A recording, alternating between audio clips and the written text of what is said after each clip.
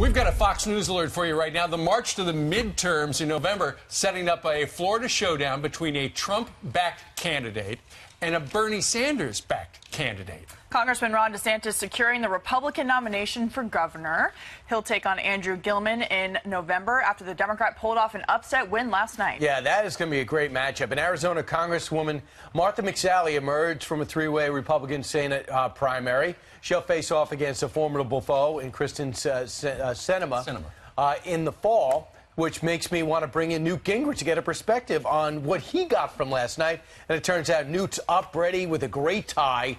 Newt, first off, interesting matchup in Florida. This gubernatorial race is going to be Bernie Sanders against Donald Trump using surrogates, don't you think? Sure, look, it's a perfect race. The president once again proved his muscle in helping Ron DeSantis win the nomination by a big margin when DeSantis originally was the underdog. The president likes DeSantis a lot.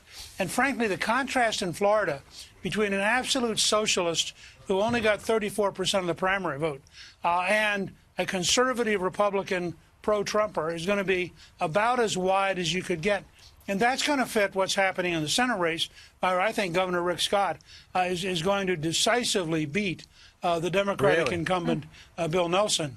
So Florida, when people start talking about a blue wave, you ought to point out to them, Florida is likely to be a desert island for the Democrats with no wave at all, given these kind of outcomes. And by the way, in Arizona, President Trump was very gracious and supportive of Congresswoman McSally when they had the signing ceremony for the National Defense Authorization Act. She was the first woman to fly in combat and has a remarkable record. I think she's going to win the Senate race there. And again, this so-called blue wave is going to disappear in the sand.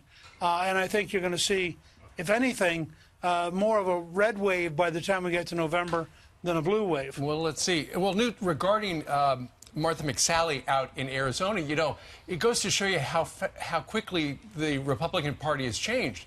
Because in 2016, she kept her distance from Donald Trump and wouldn't even say whether or not she voted for him in the general election.